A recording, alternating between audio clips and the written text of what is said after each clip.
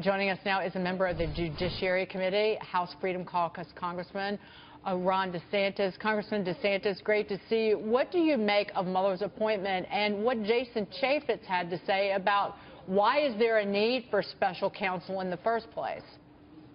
Well, that's right. When the regulations are triggered, it's triggered by the existence of a criminal investigation.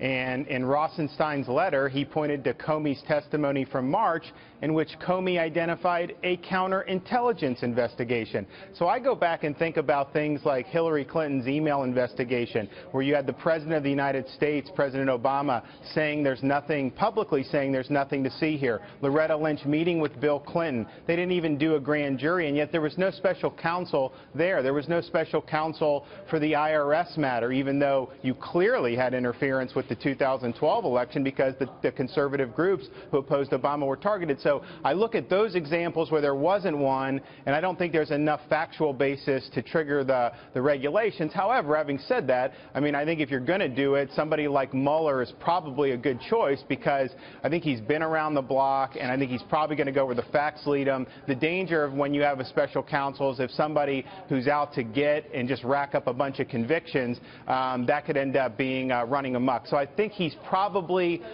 far less likely candidate to do that. And from the president's perspective, I mean, you'd rather not have any of this here, but if Mueller goes and says, look, there's no evidence of any crime here, it's going to be hard for the Democrats to argue with that. Congressman DeSantis, it's reported that the White House was informed of this after the letter was signed. What do you make of that decision?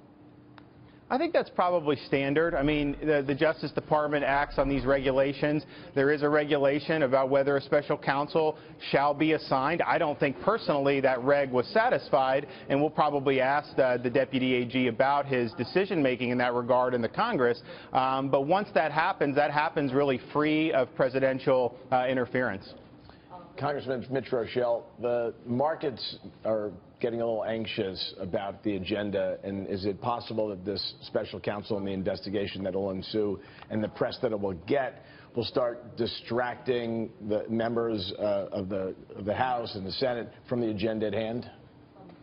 Well, Mueller is known as somebody who does not allow leaking. And if that's the case, then it's going to be hard for the press to get the grist for the mill. I mean, right now they're being fed a steady stream of leaks from the permanent bureaucracy. It's really opposed to the president.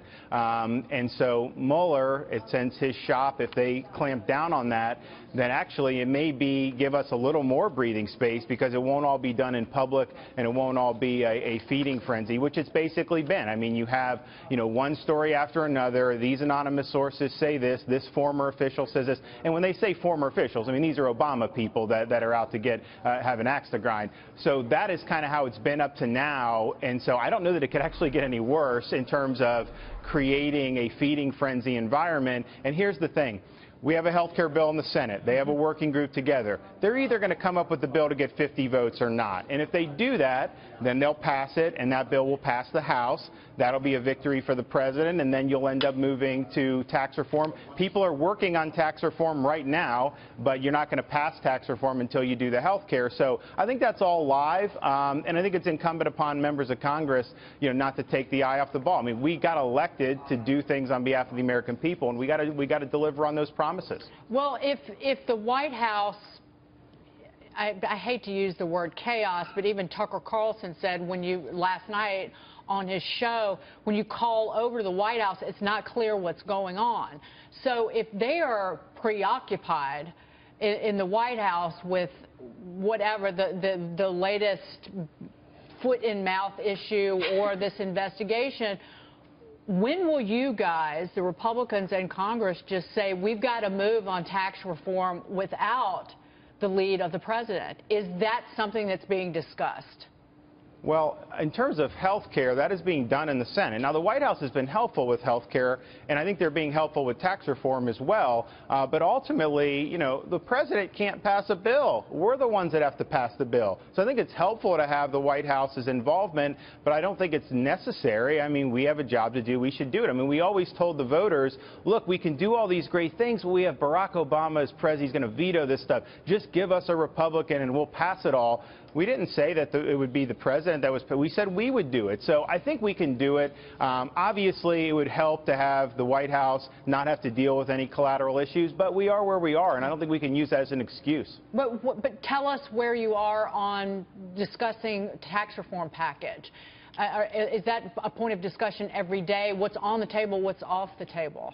Yeah, I mean, I had an hour-long meeting with some members about some of the tax policy. I met with an individual member of the Ways and Means Committee, and I think there's broad agreement that we need to lower the corporate and business rates because they're just not competitive with the rest of the world. We want to be able to move to a territorial system so people can bring cash back to the United States from foreign earnings.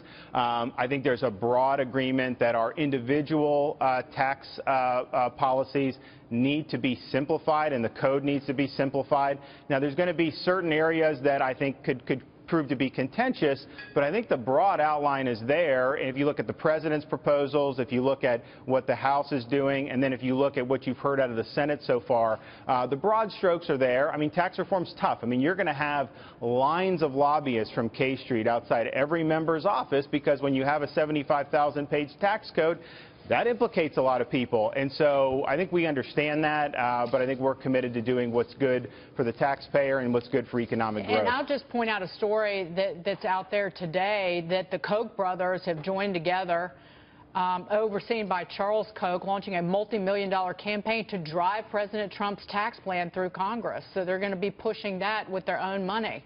Yeah, and I think the difference between the president's proposal, what some of the people in the Senate have talked about in the House, is neither the president or the Senate have the border adjustment tax. I think that's going to be a major point of contention. The president has not yet embraced that, and that causes a lot of problems for a lot of members in the House Republican Conference. Oh, you bet it does. If you're from any district, we've talked to Marsha Blackburn here from Tennessee. If you're a congressman that's got, say, Walmart based in your district, you are not going to push a border adjustment tax because then you have to go to not only the businesses there but your constituents and say, oh, by the way, that border adjustment tax, I just raised prices at Walmart and Target for you by 20%, and your gas prices are going up too. So good luck selling that to the people who voted you into office. Yeah, no, I mean, I think so why go down that road when that's not something we campaigned on? It's very controversial, and, you know, it is a tax on consumers. And so I think if we can kind of, you know, get that out of the picture, I think it's a much clearer path. With that in the picture in the House, it's a major complication for the reasons you outline.